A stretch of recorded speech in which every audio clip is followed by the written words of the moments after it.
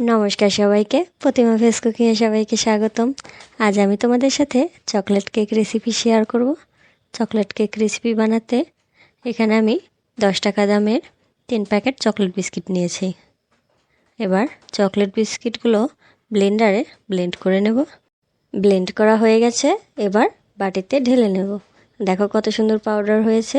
এবার পরিমাণ মতো চিনি দিয়ে দেব, 1 প্যাকেট ইনো। আমার কাছে বেকিং পাউডার ছিল না, তার বদলে ইনো ব্যবহার করেছি। এবার অল্প অল্প দুধ দিয়ে ব্যাটারটা গুলিয়ে নেব। একবারে বেশি দুধ দেওয়া যাবে না, তাহলে পাতলা হয়ে যাবে। এই কেকটা যখন তখনই বাচ্চাদের বানিয়ে দিতে পারো, আর বাচ্চারাও এই কেকটা পেলে অনেক খুশি হয়ে যাবে। ব্যাটার গুলিয়ে নেওয়া হয়ে গেছে, দেখো। এবার এখানে আমি ছোটো সাইজের একটা বাটি নিয়েছি।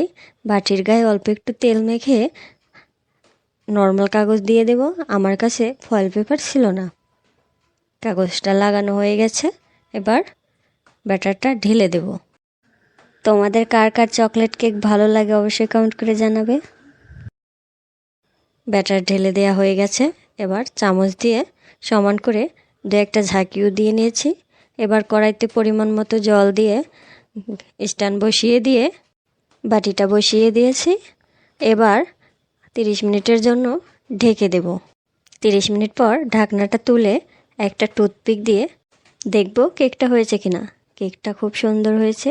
এবার নামিয়ে কিছু সময় ঠান্ডা করে নেবার পর এবার অন্য একটা প্লেটে নামিয়ে নেব। উল্টে দেয়া হয়ে গেছে। এবার বাটির গায়ে 2-1বার হাত দিয়ে চাপ দিয়ে দেব। কেক নামিয়ে নেওয়া হয়ে গেছে, এবার কাগজটা তুলে নেব। কাগজটা তুলে নেওয়া হয়ে গেছে, এবার কেকটা উল্টে দেব। দেখো কত সুন্দর কেক হয়েছে।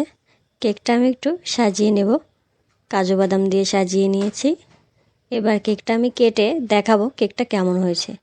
দেখো কেকটা কত নরম হয়েছে। এবার তুলে দেখাবো কেমন হয়েছে। দেখো কত সুন্দর হয়েছে আর একদম নরম। আজকের এই রেসিপিটা কেমন লাগলো অবশ্যই কমেন্ট করে জানাবে। সবাই ভালো থাকবে, সুস্থ থাকবে। নমস্কার।